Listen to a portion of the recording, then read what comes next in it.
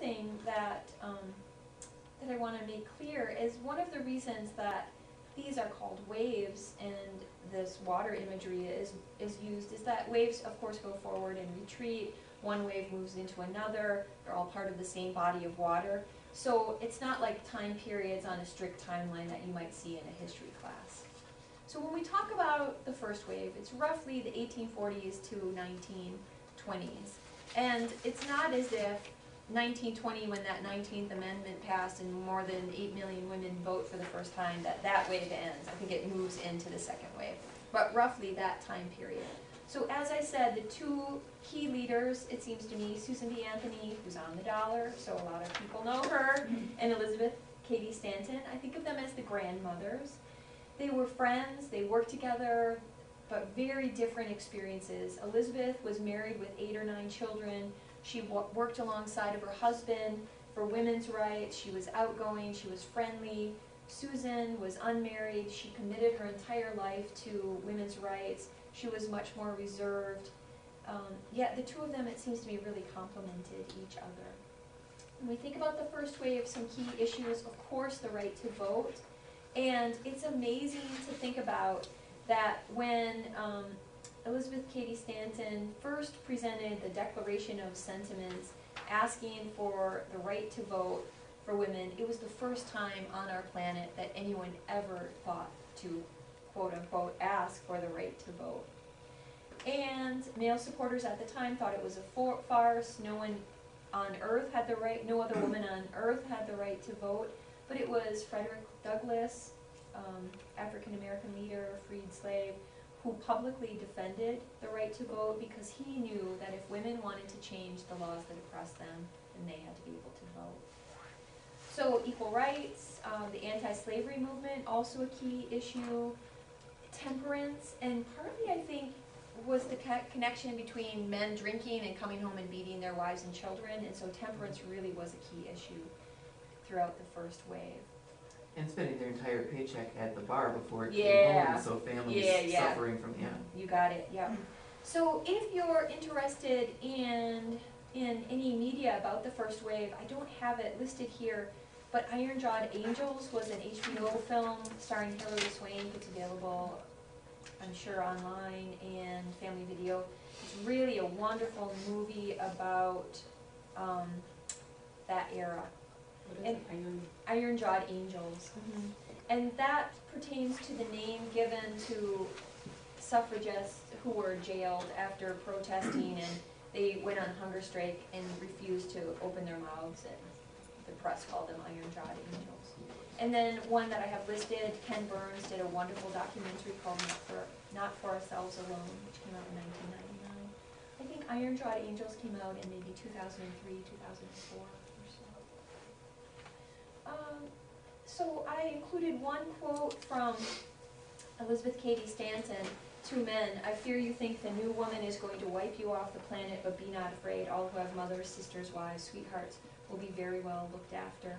That was something she said in 1895. I think even in 1995, that could be something that a feminist might say to certain men.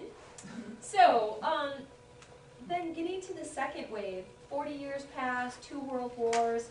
World War II, of course, changed the roles of women. They took on a lot of male roles, it seems to me, in the workforce. They had a taste of independence, work that they hadn't previously known. Throughout World War II, the 1950s, really tranquil, stifling for a lot of women. A chicken in every pot, a bun in every oven. Women were domesticated, tied to the home by children. And it seems to me the civil rights movement modeled peaceful ways to demand rights, and really the civil rights movement, it seems to me, led to a lot of action in the second wave. When we look at the time frame, we're looking at roughly 1960 through the 1980s, and you can see these major events. The 1960, the birth control is introduced.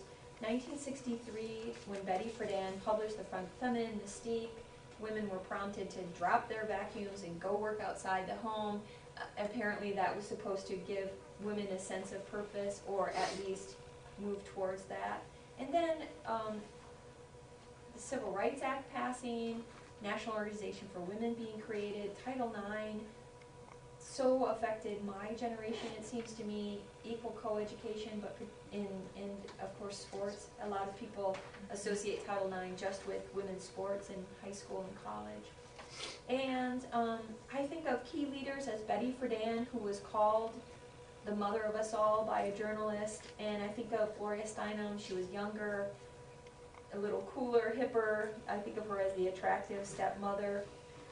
Betty Friedan called herself a bad-tempered bitch, and so I think that gives a sense of what the press made of her. She was stereotyped as the man-hater feminist, and it's not coincidental that she was not physically attractive. Yeah, that's right. And Gloria Steinem was. Yeah. Oh, I'm sure. You know, absolutely. I mean, that's a huge. Yep. That was a huge thing. Yep. Bella Abzug should also be in here. Who's that? Bella Abzug. Right. Yep. I realize I've left so many people out. So many people. And I think because Gloria Steinem was attractive, that she became a role model for the American public. A lot of you may have watched the Mary Tyler Moore Show, and that character, Mary Richards, supposedly was based on Gloria Steinem. She also helped disintegrate that can't get a man stereotype about these women's livers, and she was a peacemaker. She had a knack for bringing together various groups of women. At the time, there were radical feminists, liberal feminists, conservative feminists, and she was able to bring them together. So key issues: reproductive freedom, job equality, equal rights amendment, gay lesbian rights. It's interesting to look at the names of people involved in the American feminist movement in the second wave. Liberationists, of course, which led to women's libbers, not a particularly positive name for them, bra burners. I've listed some of the key texts, and also it seems to me the slogans of each era really define that era. So, sisterhood is powerful, a woman needs a man like a fish needs a bicycle. Those really, it seems to me, excluded men, which wasn't the case in the first wave and certainly is not the case in the third wave.